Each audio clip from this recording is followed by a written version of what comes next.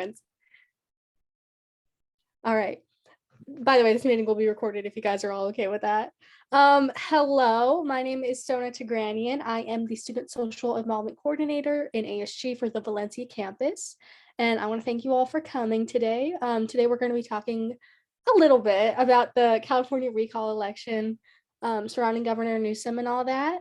And I have with me some very special guests who this could not be possible without. I have some professors from the political science department here at College of the Canyons. So I'll go ahead and let them introduce themselves. We can start off with, Professor Phil Gusson. Hi, I'm Professor Phil Gusson. I'm a professor at College of the Canyons, and I'm looking forward to this discussion. Thank you. Hello, everybody. I'm Professor David Andrus, and it's really good to be here and kind of get into this discussion, I guess, less than a week before everything wraps up. So thank you for having me. And hi, I'm Professor Carl Streepa, and yeah, looking forward to the discussion. All right, thank you all very much. So how this is all going to work, we have a list of like pre-made questions, and we're going to use those to kind of prompt the discussion. But if you guys have any questions that pops up during it or anything like that, you can either put it in the chat, you can raise your hand, and we'll get to you. We'll also have a section like at the end if you want to just wait to ask it to the end. But yeah, feel free to chime in if you want to. So let's get started off with our very first question. I think this is a very solid place to start off with. What is a recall election? I think I was going to answer that one, right? So that's a means by which citizens of California can remove a elected official before the next election cycle, which in this case would be November of next year. So normally the process, the way it works is you have to gather a certain number of signatures. In the case of the governor, at least 12% of the last election for governor, which was about 1.5 million signatures. And then with those signatures verified, the question is then put before the voters of California whether or not they want to remove the governor or whoever was being recalled, and then who they want to replace the governor or whatever official it happened to be. All right, and why exactly are we having a recall election? Kind of weird in like the middle of an odd year. Well, I think like many politicians, in the case of Newsom, it's really the pandemic and his perceived, I suppose, hypocrisy with respect to some of the pandemic strictures that he put in place. The big thing that really brought about quite a lot of support for the recall that initially wasn't gathering nearly enough signatures was his being caught in the French Laundry, attending a dinner with a group of lobbyists at the French Laundry, a very fancy restaurant up in Yountville, California, with the cheapest meal is about $350, if it gives you any sense of the cost of that place. And many saw this, the fact that he was eating at this very expensive restaurant in a large group of people without a mask, as again a very hypocritical thing to do. A couple of other things too. A lot of people took dislike to the fact that he was able to keep his winery open while closing many other wineries, and also that his children were able to attend public school in person while he was, again, keeping most of the public schools closed. So a perceived hypocrisy, although, again, for the most part, he hasn't necessarily been doing a bad job with respect to the pandemic, say, compared to Governor the New York Governor Cuomo, but it really is the perception of hypocrisy that I think has brought at least, again, 1.5 million folk to sign the ballot, the recall. Whether or not he'll actually be recalled, though, I think is another matter entirely. Well, one thing I want to add to that, I actually looked at the recall petition, and the reasons stated on the recall petition for why he was being removed were, and this is sort of a summary of the list, because he implemented laws detrimental to the citizens of the state. He showed favor to people in the country illegally, supported sanctuary cities. It said that California had the highest taxes, highest rate of homelessness, as a result, the lowest quality of life. He overruled the will of the people regarding the death penalty and was trying to remove protections in regards to Proposition 13, which is way before your guys' time, rationing water use and restricting parental rights. And so while there's no doubt that Professor Streepy is correct, that those are all the reasons that he listed were what motivated people to sign the petition, they weren't actually the reasons on the petition. Oh yeah, the petition was started well before the pandemic broke out. And again, it was simply a list of common Republican complaints against Newsom. And again, at that point, it wasn't getting any signatures. It was only after the whole French Laundry affair that again.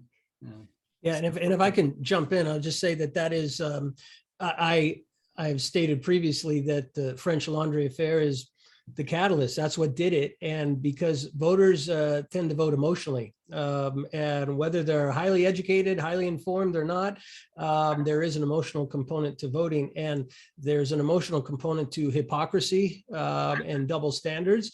But everything that Dr. Gusson just listed, those are pretty standard things that a center-left Democratic politician would stand by, and that's why they didn't really galvanize anyone's support to recall him, because it was within the universe of expectations for what a democratically kind of liberal elected governor would do. It's these other things that are, kind of more emotionally based, our reaction to the hypocrisy that really drives output in terms of signatures, gathering signatures. And I must say that in my family and household, we supported Governor Newsom and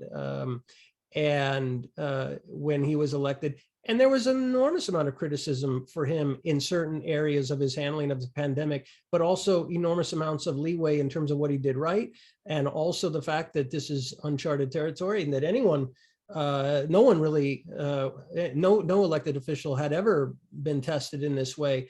And so I guess my point of bringing that up is that you are allowed to criticize someone that you voted for, right? And not necessarily want to get them out of office. So there's a lot of nuance here depending on who you talk to, right? And how that has evolved. Anyway, thank you.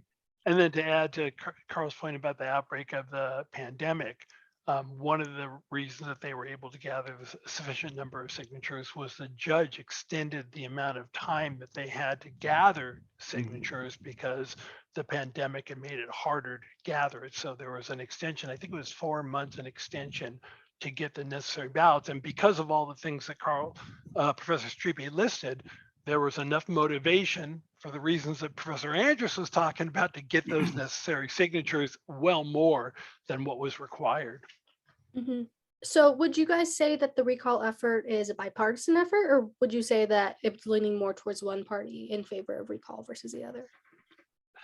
Well, it certainly began as a partisan effort. I think as we've said, after the pandemic and the French Laundry affair, you did see more signatures, I think, from folk who perhaps would not have normally signed the petition. And there certainly are a number of candidates from a number of parties. You have, I think, 10 Democrats running for the office, 2 Green Party candidates, 1 Libertarian, I think 9 or 10 no party affiliated candidates. So there are a wide variety of candidates running, but by and large, it's been framed certainly by the governor as a Republican-led recall. And I think in terms of accuracy, that's an accurate thing to say in terms certainly of the way it started. And by and large, the folks supporting it. Yeah, absolutely. And I would agree with that it was at the point at which the French Laundry story broke, there was a lot of discontent towards Governor Newsom among Democrats and Republicans for perceived hypocrisy. At the same, but over time, it's clearly devolved into a partisan affair. And we'll talk about this later on, but the Democrats at first did everything possible to make this not be a referendum on Governor Newsom, right? And Larry Elder's entry into the race was the gift that is going to continue to keep giving for Gavin Newsom, but we'll talk about that later on. All right, moving on. The next question is regarding the role of the governor. What in the grand scheme of the U.S. government system, what importance does a governor play, and why does it matter who the governor is? Did you want to take, I know you took this one last time, Carl. Did you want to take it or do you want me to jump in? Oh, sure. I can say something briefly about it. The California government system is very similar to that of the federal government. That is, we have branches, a lawmaking branch, a law executing branch, and a law adjudicating branch. And the governor is the executive branch of the California government, meaning the governor puts into effect laws passed by the legislature. The governor also works with the legislature to pass a budget. In fact, the governor has slightly more powers over the budget than the president has over the federal budget. But by and large, those activities are the major functions, working with the Congress to pass the budget, then implementing the budget, and then also various appointment powers as well, powers to appoint certain officials in the bureaucracy, powers to appoint judges, and powers of also pardon as well. This, I guess, does come to the point of say a Republican like Elder was elected, to what extent could he actually implement any policies? And really, because Democrats have a 2/3 majority in both chambers of the assembly, he would struggle really to implement much aside from things like pardons or also emergency orders, such as having to do with the pandemic, for example. And I would just, I'm sure Phil has some comments as well, but I would just add that there's kind of a narrative or a belief in the country among many people that, the national government, obviously because of the supremacy clause and the national identity of its lawmaking power and enforcement, is always somehow or another more influential or more powerful in people's lives. And the reality is that the police powers granted to the state, which are largely in most states allotted to the governor, especially in emergency situations such as a pandemic, are vast. And if you think about your day-to-day life, right, whether it's the house you live in, whether it's the business you own, anything that has to do with the regulation of your day-to-day life, it's really the state government. And in many cases, when the state allots so much power to the governor, it's the governor that essentially has so much authority over the everyday aspects of your freedom in your life and how they're going to handle crises and so forth. So I think people sometimes fail to recognize the enormous power of any governor. But certainly in California, depending on what you read, the 5th or 7th largest economy in the world, it's very significant. Right. And then just to add to all that, because I think that's all true, one of the powers that the president has, that Professor Streepy mentioned, was the appointment powers. And so right now, our Senate at the federal government is split 50-50. There are 50 Democrats, there are 50 Republicans. And so the reason the Democrats are the majority party right now is simply because in our system, if there's a tie, the vice president casts the deciding vote. And since Vice President Harris is a Democrat, the Democrats are the majority party. Now, I hate talking about this because it makes it sound like something bad is going to happen, but Senator Feinstein, one of our senators, is older. She's in her late 80s, and there's some speculation that it's possible. I don't have any reason to think that she's in ill health or thinking about retiring or resigning or anything.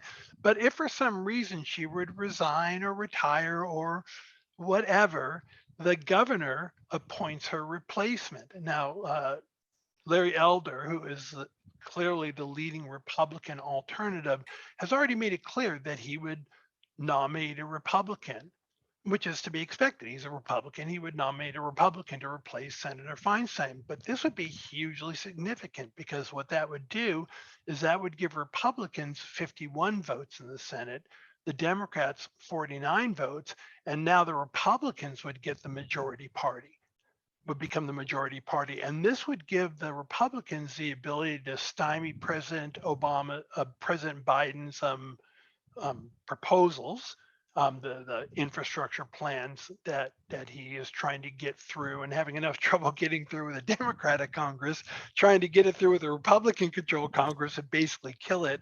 And on top of which, if there was an opening on the Supreme Court, now again, I don't want to talk about anybody that, you know, nothing bad's going to happen necessarily to Justice Breyer, but he also is in his late 80s.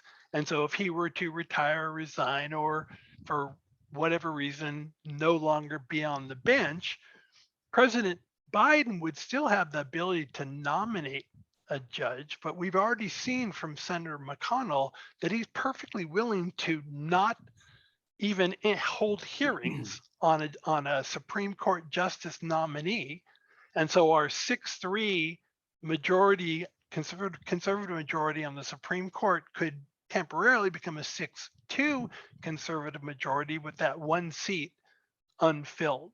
And so the consequences, depending on whether that's a good or bad thing, the consequences of having a Republican versus a Democratic governor are potentially on the national level huge as well, along with all the powers that Professor Andrus and Stripe have talked about. So it's significant on the state level, it's significant at the national level as well. And so the message, if anyone in Washington, D.C. from the Democratic Party were to have just listened to Phil, what they should hear loud and clear is they should pass the infrastructure and budget legislation quickly. That's what they want. So, because you never know what happens in life, right? So, Well, ideally, they want to get it done by the 28th, right? I mean, that's the deadline. the analysis I heard today is that probably won't happen, but you never know. Nancy Pelosi is shrewder than people will ever give her credit for. So, yeah. All right, we have a question from the audience from Abigail Royster. She asks, did you see any significant changes in legislative policy / political rhetoric when Governor Davis was recalled in 2003? I'm not sure I understand the question in the full context. Did we see any changes after he was recalled once Schwarzenegger was elected? Was there a change in policy from a Republican governor? Is that the question? Yeah, you were just talking about how significant it is, especially in California with the nature of Democratic politics, and how that kind of creates, you would anticipate California, especially on the national level, to always be the front leading Democratic representative basically of the United States. So when Schwarzenegger was elected in the recall in California, because that was the year I was born, I don't remember that. Did you see any significant changes in the nature of California's politics in regards to who he appointed, what policies he put in place, how people reacted to him? Because this is very new for all of us. I can give you an answer to go first, and that is he initially came out of the gate with a certain conservative mindset, right? And he miscalculated the kind of purple nature of California, and his approval rating went down. And as his approval rating went down, he started changing his policy proposals to a much more moderated approach, such as running his Hummer on vegetable oil or whatever it was, you know, going green, things like that. He started promoting things that were more tolerable to, you know, the mainstream California voter. And that helped him, right? It certainly did.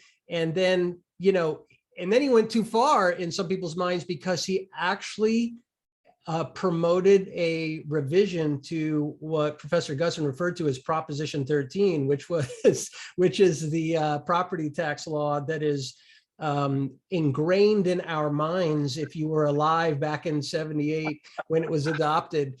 And he proposed some changes to that, and the center left was very happy about it, and the conservatives freaked out and pushed back. And within 24 to 48 hours, the office of governor retracted that and said, "Oh no, that's not what he meant. He's not going to advocate for a change in property tax, which would have meant higher taxation rates for commercial property and all of that."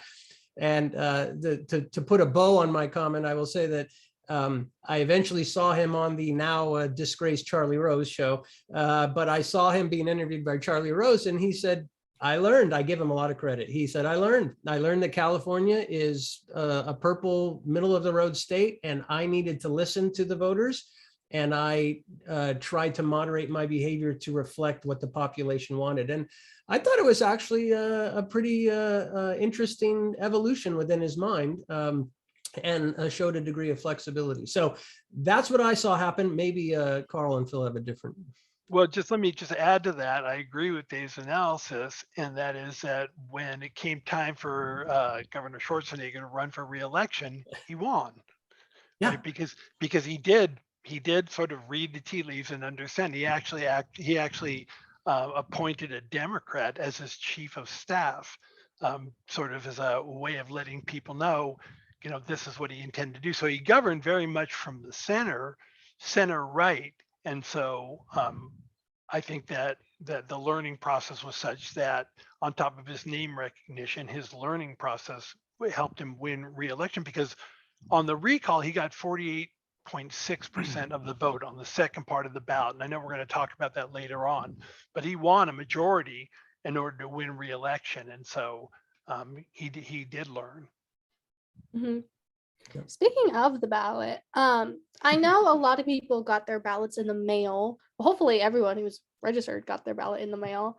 And when they opened it up, they looked at it and said, "What the heck is this?" Because it was a little bit weird. So could you guys go ahead and explain how the ballot process works for this election? Because it's a little bit different from other elections. I think I'll jump in here again, and that is it's a two-part ballot, which is unusual. And the first part is a very simple question, which is, do you believe Governor Newsom should be recalled? Yes or no? And that's a majority vote. And if a majority say no, then essentially the governor is not recalled and will continue on to serve out the remainder of his initial term. If a majority says yes, then the second part of the ballot is taken into consideration. So when people go to vote, they'll say yes or no, and then they will go to the second part where all of the candidates that have qualified for the ballot, you can choose, in the event the governor is in fact recalled with a majority of yes votes, who do you think should replace the governor? And the replacement is only by a plurality, the most out of, more than two candidates, like, 3 or more. And essentially, you can be Larry Elder or I guess Cox or any of the others that are on there, or Caitlyn Jenner, and you can be elected with a plurality of 14% or 15% and so forth.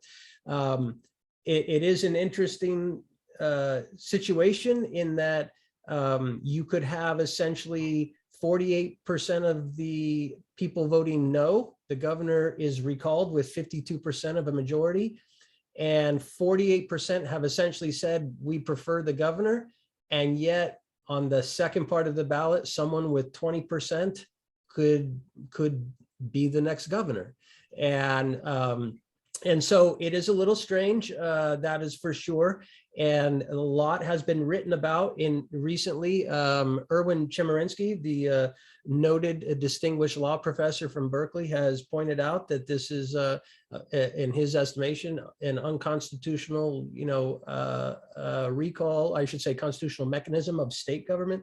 And that is because it violates the Equal Protection Clause, in that you can have someone receive actually 45% of the vote or something of that nature and still be removed, even though the plurality, which is much less in the second part, is in fact prevails. So I could go on, but I don't want to dominate. I'll pass it on to my colleagues.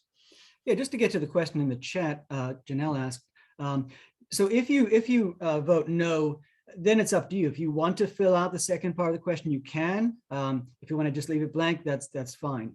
So it's totally up to you. You don't have to fill in the second part if you don't want to.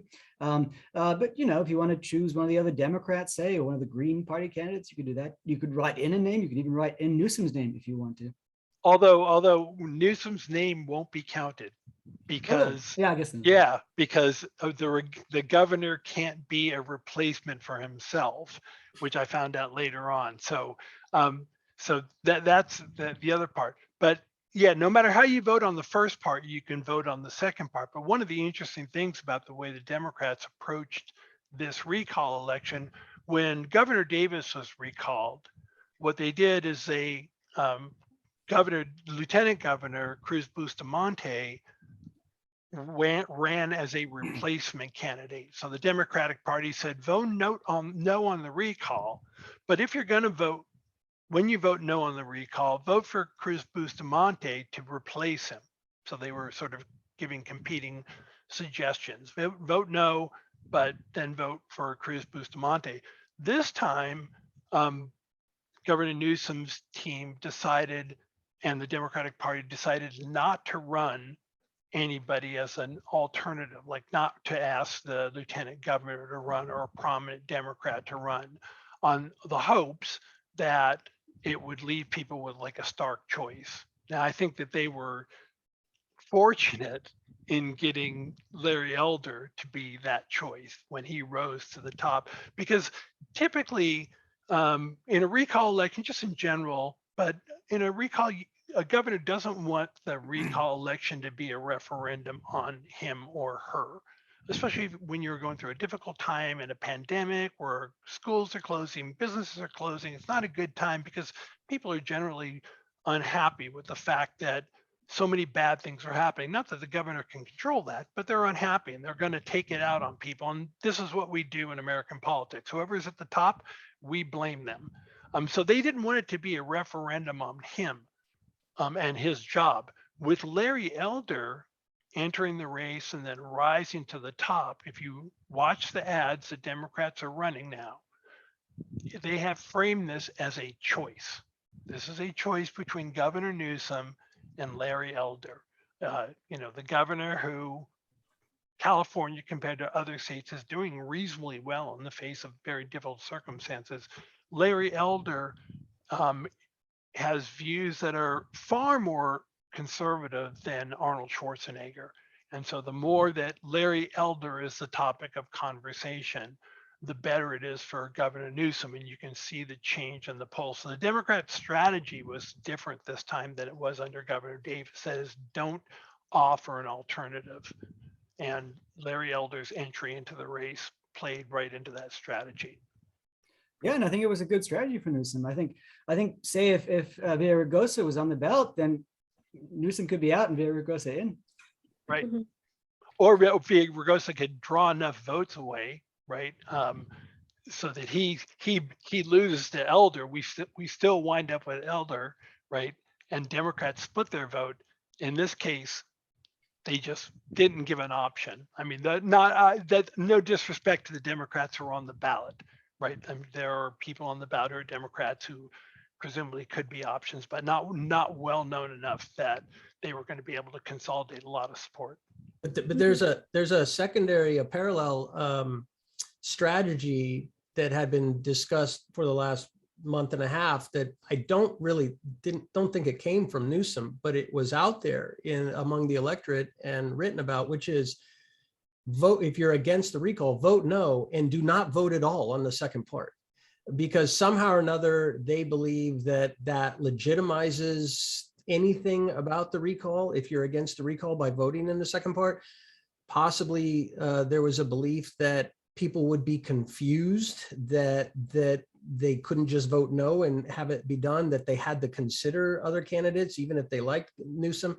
But it's an interesting argument, because if the governor's recalled and you truly don't want Larry Elder, but as the LA Times had recently written about, saying, well, if he was to be recalled and replaced, they would prefer Falconer from San Diego for a whole host of policy-based reasons. And why not guard against Larry Elder, that the LA Times in their editorial didn't believe was suitable to be governor? Why wouldn't you just, hedge your bets a little bit? But there has been this parallel strategy that's been floated out in social media and in mainstream media about not voting at all. And I think that's pretty dangerous, right? So always good to have a backup plan if you want it. That's the idea, yeah. All right, so we've been talking a little bit about like the hypotheticals of this election, but what's the status of it currently? Does it look like Newsom is going to be recalled? Well, I have a feeling none of us think he's going to be recalled. And I think Professor Streep is pretty confident. I am fairly confident he will not be recalled. I think I think Phil had, we talked about 538.com that a lot of people look at, trusting their algorithms, and that early on Newsom looked safe, and then it got close, and then it looks like, you know, some of the polling and some of the information out there suggests that there's a widening gap between the no and the yes, meaning Newsom has a projected, I don't know, solid, but noticeable majority of no votes. So I think that's, and last time we talked about this last week, I think that's where we left it. And I think that's probably still true. Right. As a matter of fact, 538, I'm looking at it right now, has a 54.3% voting to keep Newsom and 42% voting to remove him. So there's been a steady increase in the number of people voting to keep Newsom, on top of which President Obama, Senator Klobuchar, Senator Warren have been cutting commercials coming to California. Vice President Harris was in California, and apparently next week they're going to release a video from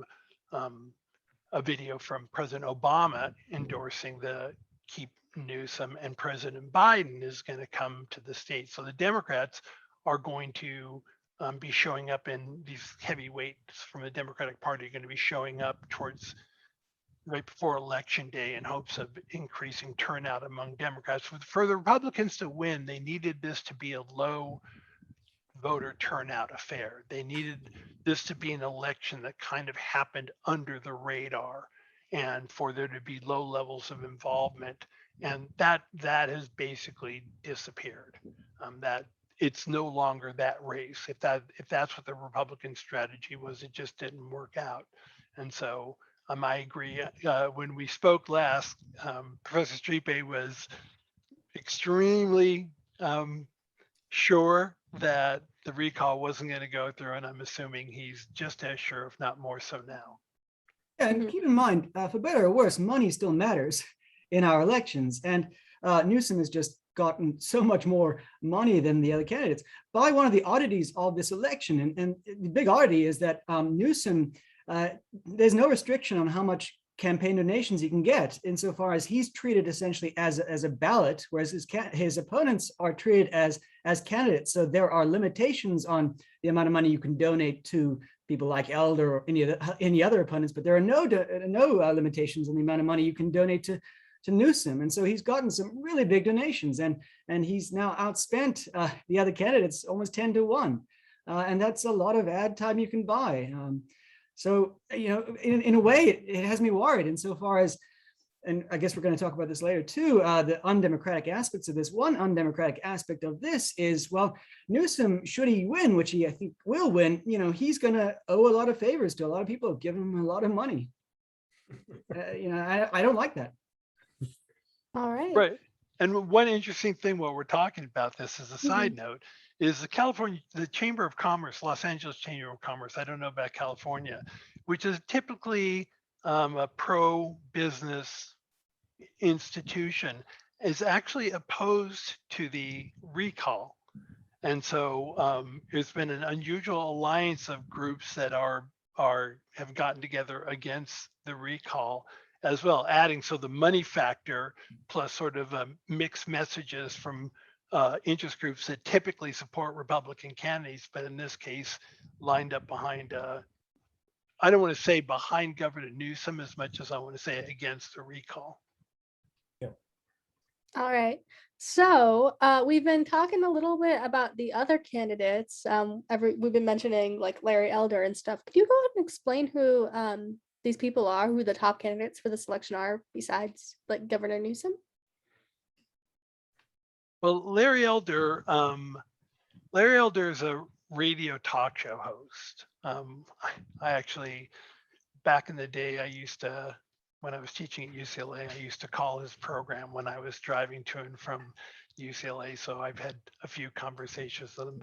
He used to fashion himself as a libertarian.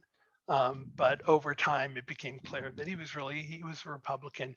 He's, you know, anybody who has a radio program personality like that, they've got to say things that are going to be provocative and, you know, And so there's a list of things that Larry Elder has done and said that have created issues. He's had problems with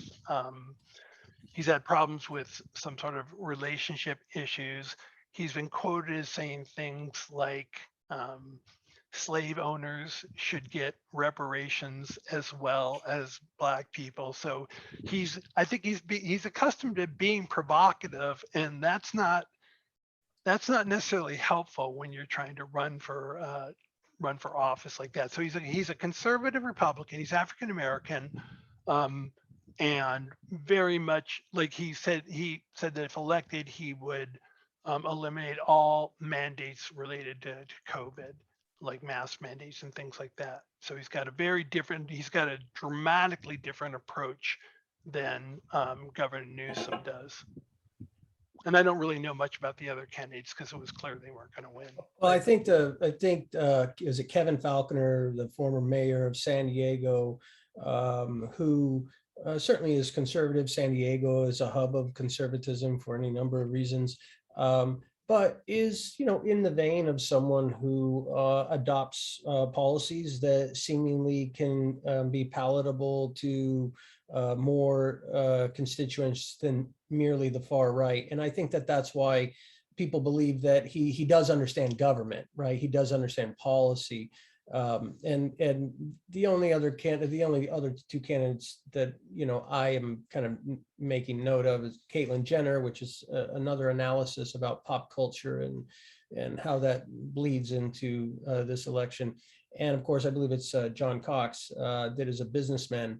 And the one thing I'll say about John Cox is that his approach to campaigning and his identity as he tries to distinguish himself is essentially from a playbook that's been around for decades, which is, I'm a business person. I can cut the fat, I can be very efficient, I can lower the tax rate, I can make government be very efficient. This has been tried multiple times over the years, not only in California but nationwide, and it's a myth because business is vertical in its integration, and government at all levels is horizontal. So, at any rate, those are the four candidates that I know of. I admittedly did not peruse down all of them. So. Right. There's a lot. There's a very long list on the ballot of different candidates. Just so you know, when Governor Davis ran, there were 135 replacement possibilities, and it was a more entertaining list. It was. Oh my than goodness. this. There's a porn star, a former comedian. Here we have like Angeline, this woman who's just for having billboards around Los Angeles in her pink Cadillac, and a few of those kind of not non-serious candidates who are probably doing this for publicity, which may actually also include Larry Elder. So I'll just leave it there. All right. We had a question in chat, but it looks like Professor Streep already answered it, so thank you. Next question. When is election day? Kind of important. Okay, so election day officially is September 14th, and but the polls close at 8 o'clock. So, but there are a variety of ways to vote in California. So as Sona pointed out at the beginning, every registered voter should have received a mail-in ballot, and you can sign it and mail it in as soon as you get it. So many people mailed their ballots in weeks ago. I mailed mine in weeks ago when I got mine. You can also vote at their drop boxes around the cities. They're sort of, you can go on the, so Abby's pointing out that there's one at the gym that'll be there from the 10th to the 14th. And so there you can take your ballot. You have to make sure you fill it out correctly, sign the back, so follow the instructions, but you can just stick it in a drop box.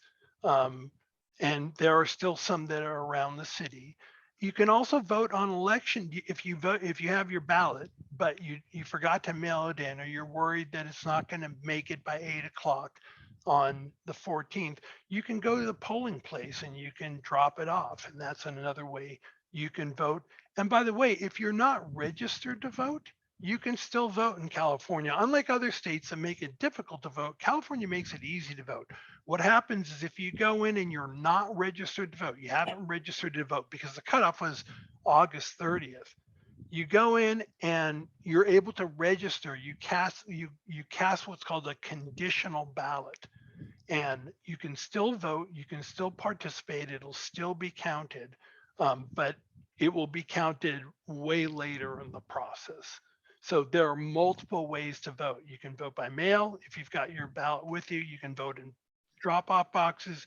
You can vote at polling places. And I think, Carl, do you know where they can go to get information about these various locations? So the site I often go to, but there are many. The site I go to is registertovote.ca.gov. Okay, cool. Yeah, and also the county's website is lavote.net Right. for LA County.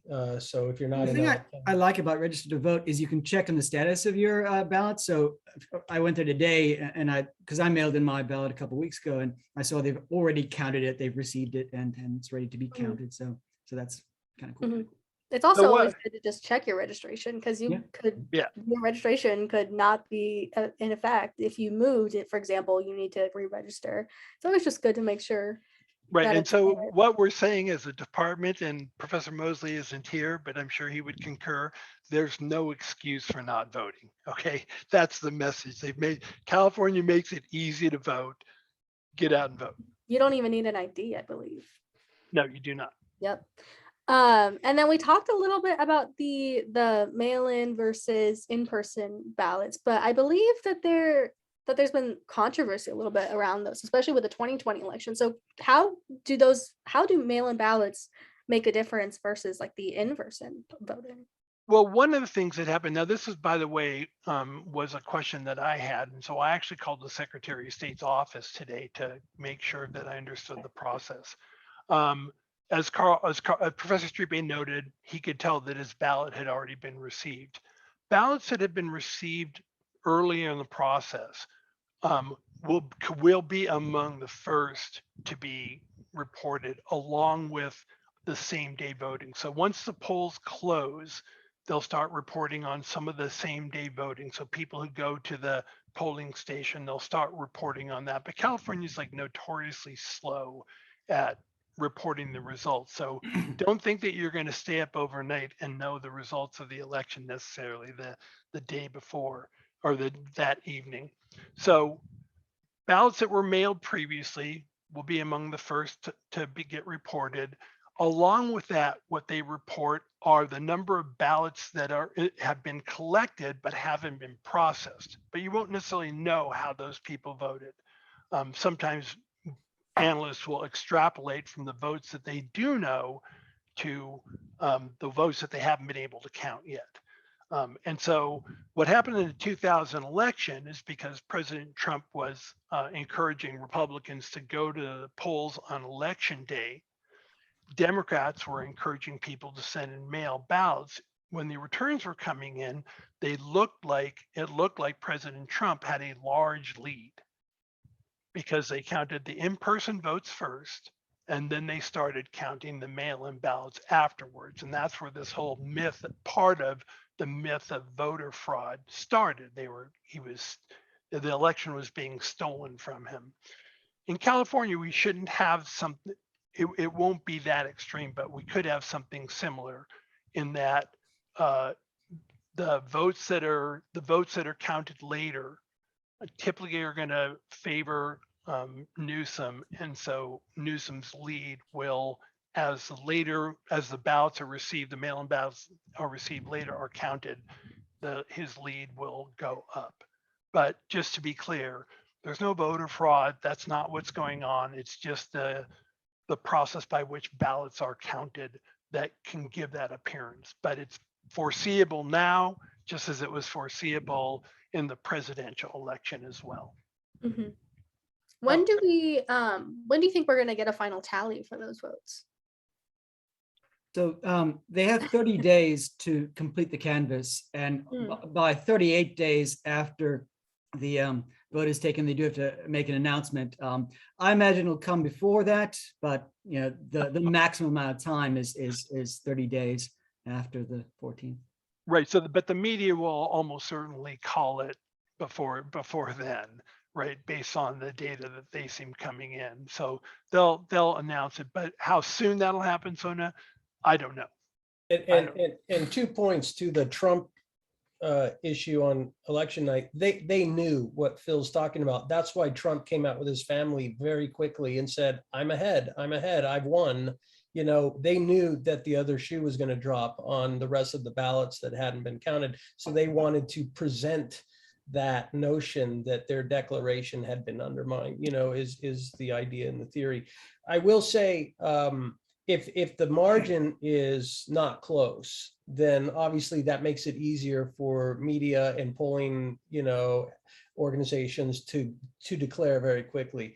And in the old days, when I was working on campaigns prior to social media and prior to widespread vote by mail in California or other places in the country where I've worked, what would happen is that you would get your initial, at 9 o'clock at night, you'd get, after the polls closed, you'd get 15% precincts reporting. Immediately you'd see a statistical trend, and whatever campaign you were working on, you knew, like, the writing was on the wall, right then and there, because there wasn't this bifurcated notion of early voters versus same day voters. And it wasn't as politicized in that way. People went to the polls largely and voted all on the same day and so forth. So once you started counting ballots and you saw that statistical trend, it could reverse itself. But if there was a 10-point split and you were not in with the advantage, you were in big trouble, right? So that's not the case anymore at all, as Phil pointed out. Right. And so if it winds up being that it's not nearly as close as some people, at least the way it looked before, if it looks like the no vote is ahead, and it appears as if the ballots that are yet to be counted are coming from counties that oppose the recall, long before all the ballots are counted, they'll be willing to call the election and say Governor Newsom wasn't recalled. But as Professor Andrews pointed out, it's with close elections where this has become a problem. They have already started analyzing the ballots and what are coming in. So the last thing that I saw, Democrats account for more than half of the 6.6 million ballots that were turned in as of Tuesday. Republicans account for just under a quarter. And that doesn't mean that all Democrats voted no and Republicans voted yes on the recall. We just know who the ballots are coming from. And there's a company, Political Data Inc., that use state and county and commercial data to analyze the electorate. Their vice president said that Democrats need a $1.3 million ballot cushion going into election day to win, to be sure. And right now, according to their analysis, their Democrats are up almost by 1.9 million ballots. So that's part of the reason that Professor Strepe and others are expressing a great deal of confidence in the outcome of this election. But that doesn't mean you shouldn't vote, right?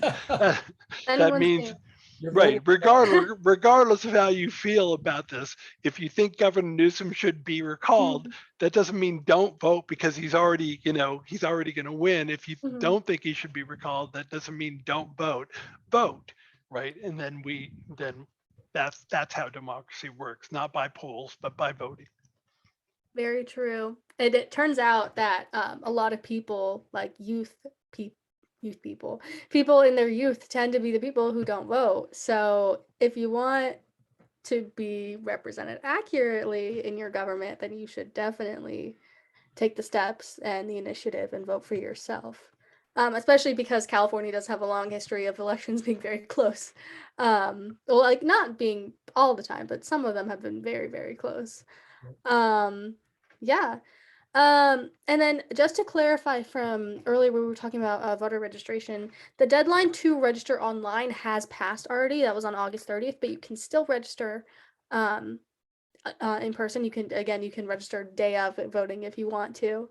And then you can come into the voting center at College of the Canyons from September 11th to September 13th. It'll be open from 10 a.m. to 7 p.m. And then on election day, it'll be open from 7 a.m. to 8 p.m. And this will be in the EPEC gym. Let me see if I can get the map open or sent in the chat. I don't know if I can. But yeah, if you look up any map of the of the campus on the Valencia campus of College of the Canyons, you'll see the EPEC gym. Yeah, let me see if we have anything else left to talk about. I don't think we have anything left. So Samantha asked a question. She said, is there anything you can think of that could be said to youth who maybe say their vote doesn't matter or likely or sure? So for a long time, we've heard, my vote doesn't matter. Depending on how you look at things. So I don't presume to know anybody's politics, but the outcome of the presidential election hinged on like 77,000 votes, right? Which is a relatively small number. The consequences of Donald Trump being president versus Hillary Clinton being president were huge. Now, again, I'm not going to weigh in on whether it was a better or worse thing for either one of them to be president. What I can say for sure is that the nature of the Supreme Court is very different if Hillary Clinton had won versus if Donald Trump had won. And so the implications of when here's what I would say, when people don't vote, everybody has political authority, the ability to decide who your leaders are, right? But when you don't vote, your political authority doesn't evaporate. What happens is you basically give it to somebody else, right? The people who do vote. And what happens oftentimes is people like me, not older people vote, you don't vote. And so what winds up happening is you essentially strengthen my vote.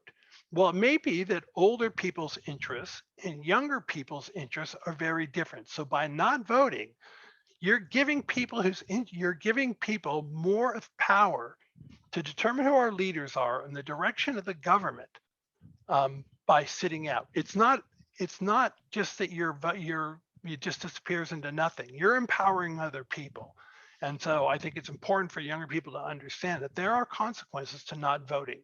Mm-hmm. That when you don't vote, other people do, you're making their voice louder, their interests being articulated more clearly, they're going to get what they want. And I would just say that if that is not enough of a reason, I don't know what is. Mm-hmm. I know that each one of the professors there, every class that we teach, we try and make this point and encourage young people to vote. People frequently complain about the state of politics in the United States, and they'll ask, like, what can be done to fix it? And there are some big systemic changes that can be made. And I'm sure Professor Hendricks could go on and on about some of the structural changes that could be made that could fix some of the problems in America. Here's an easier way to change things. Have young people vote. Let me interject. Even if you want to change the structure, that's going to require voting. Exactly. So it isn't so one of the things that troubles me about the younger generation than I, as Phil said, we're older. Not old. We're not old. One of the things that troubles me is this idea that that while many people appreciate history, I'm not so certain that people understand the structural importance and the necessity to maintain it as much as the younger generation is focused on policy issues, right? So there's a whole host of policy issues that galvanize young people and young voters. But ultimately, none of those policy issues are going to go anywhere if the foundation of democracy is not secure, right? If institutions aren't made healthy, and whether it has to do with campaign finance, whether it has to do with checks and balances. So even if your focus is like mine, that I'm all for policy, but I'm also for what can we do to change the structure. You have to vote for people that think that way. You have to vote for initiatives that promote that. You have to get involved. And the only time I've ever defended people for not voting, especially when people say it's a bunch of false choices, that these people don't speak to me, these parties don't speak to me. And that is true because we know how much the independent, the non-affiliated voter is growing in the country and has over the years. The only time I ever defend them is when I say, well, do you have a plan? So if you're going to abdicate your vote, what's your alternative, right? How are you going to empower yourself in the way that you're disappointed by the two parties? What is your plan of action? And if they say they have none, then not voting is a cop-out, in my opinion. Mhm. And if transportation is any concern to you, I believe that College of the Canyons provides a free bus pass. So if you need to get from point A to point B to a drop-off box or to the post office or to a voting center, you can contact, I believe is it Admissions Records who deals with that, or is it the bank? It's one of them. You can contact College of the Canyons and they can get you set up with that. My 2 cents on the whole young people voting versus not voting.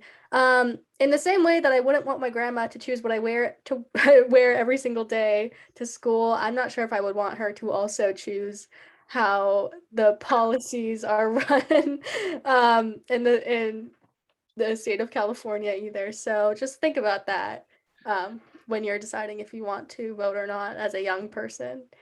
If I could add, the reason I would say you should register to vote is when you do also make yourself eligible for jury service, which a lot of people don't like in theory, but end up, if they are picked for juries, really liking in retrospect. And juries are only 12 people, so your voice will certainly count there. And studies have found that serving on juries actually has the effect of increasing people's likelihood of voting in future elections. And most people find themselves incredibly caught up and appreciative of jury service and much more appreciative of the political system and their role in it when they have served on juries. So that's a very important part of registering, and it's a very important part of being a citizen, your willingness and your ability to participate in the jury process and in the criminal justice system. And then Sarah, since you're the one who posed this great question, and I want to thank you for posing it. The other thing that I want to talk about is that politicians are notoriously and understandably are short-term thinkers. When they're voting for policies, they're thinking about what are the policies that are going to get me elected. Many young people are worried about issues that really are long-term, are going to require long-term solutions. I'm thinking about climate change in this case. And so if young people are voting and they're thinking long-term, they're thinking, what are you going to do about this big issue? Because it's going to affect me. It's going to affect you guys. Quite frankly, I'm going to be dead when the worst effects of climate change hit. That if you're voting and other young people who are concerned about climate change are voting, then now politicians have to start thinking long range too. They have to think about long-term issues as well and being mindful of that and voting accordingly. So that is just one other reason to vote. But as all of us are saying, it's important to vote. We pointed out California makes it easy to vote. The college is even giving you transportation to get to where you need to get to vote if you're not already on campus anyways. So the real question is, how can you justify not voting? You also get a really snazzy sticker Oh, if you and need you any get a, more incentive. Also, All right. older people have either have a piece of the pie or have had a chance to have a piece of the pie, whatever the piece of the pie means, whether it's home ownership, whether it's a career, a higher education, whatever it is. And younger people want a piece of the pie typically. And ultimately, older people tend to try to protect their turf, and they will be successful at that. And they won't have maybe a growth or forward-thinking mindset, just because you tend to get conservative as you get older. Not necessarily politically conservative, just personally conservative, because you have more to protect, family and kids and investments or whatever that is. And so the younger voter has to push other voters to make sure that the future is there for them. A pom-pom sticker. That's pretty funny, Sarah. Yeah. All right. Does anybody else have any more questions? Speak now or forever hold your peace. Oh, all right. Matthew asks, do you think that the threshold of people to sign a recall petition to force a vote is too low? 12% for the recall, which is a big number. So it ended up being about 1.5 million. One of the problems, though, and I think we were talking about this earlier, is there are certain undemocratic aspects of the recall process, and one being that it is hard to gather that number of signatures. And what ends up happening very often is that for that reason, the only folk who are able to get their ballot propositions, which require even less, about 6% signatures of the number of votes from the last election, is that it's only folk who have big money that can hire signature gatherers that can gather enough signatures, which ends up making the type of ballot propositions you see not really reflective truly of California public opinion or the voters' public opinion, but more the opinions of the folk who can pay the signature gatherers to get all the needed signatures. Yeah, Right. and I think Darrell Issa, a wealthy Republican politician, has been at the core of both recall movements, and there has been this has resurrected the whole issue of all direct democracy issues in California: initiative, recall, and referendum, meaning that those are supposed to be grassroots movements that allow the public to vote on policies directly that percolate up. And that is not what has happened, because the moneyed interests not only can gather the signatures, but they hire their own cadre of attorneys to draft the law and get it on the ballot. And if the students at ASG wanted to get something on the state ballot, they'd either have to, marry up to some moneyed interest, or they'd have to really do the grassroots thing and connect with other students across the state, which can happen, and it's the way it was meant to be. But to Professor Streepa's point, the way it happens now is that if I'm a Mercury Insurance, auto insurance, I can essentially just hire people to get signatures and draft, which they did, draft a direct democracy initiative that doesn't merely necessarily benefit auto insurance, the industry itself, but benefited them, their particular company. And so the whole original idea of direct democracy has been somewhat thwarted by this undemocratic aspect that Professor Streepa was pointing to. So it's not just recall. Right. And so whether the 12% or whether it would be better if it was 20%, I can see arguments in favor of all of that. Probably what makes more sense is if a governor is recalled, then as it is the case in other states, then the lieutenant governor should take their position. Now, the lieutenant governor is elected by the people. And so rather than having this odd plurality vote of people who are going to be potential replacement candidates, if the governor, the lieutenant governor, becomes president, then the incentive to do recalls is going to go down, because in the case of the people who are behind this recall, if they were successful, if he was recalled, they would then still have a Democratic governor, because that's how the state of California voted anyways. So whether the threshold should be changed, I think that's an interesting question. I really do. I do think my gut instinct is that 12% is too low. It's the second part of the ballot that's more problematic. And in other states, that's exactly what happens. The lieutenant governor replaces the governor, just as the vice president replaces the president. And 12% is high for an actual organic grassroots movement. It might not be high enough for a corporate driven or moneyed interest driven system. It's hard, it depends. Oh, and Diego is asking if the signature on the return ballot is slightly different than the one on the voter registration record. Will my ballot be thrown out? No, they don't just, they look at things carefully, and they're not trying to throw things out. And so they tend to err on the side of making sure that because people's signatures change all the time. I think if it looked like a completely different person signed it, that would be something different. But I know I've seen my signatures back when I was your guys' age, and my signature now, there are way less letters in my name when I sign it now. It's almost indistinguishable from when I initial something. Before, every letter was spelled out, and I suspect that will happen to you as well. Mhm. And then in regards to just concerning about your ballot being thrown out, I believe that there is a way to check on the status of your ballot if you do choose to mail it in. I would strongly Absolutely. recommend doing that if for anyone who mails in their ballot, just to make sure that it gets to where it needs to go, and if it was accepted, because who knows, you can maybe have filled out your address mistakenly or something like that. So if you're really worried about that, I believe you can check on the I think, is it the register to vote website? Yeah, the registered Yeah. website. You can check on Yeah. the register to vote .ca.gov to check on the status of your ballot. And if there seems to be any problems that you think is arising with your ballot, you can also fill out a provisional ballot just in case, which is really easy to request. You can just go to a vote center and request one of those. All right. Does anyone else have any other questions?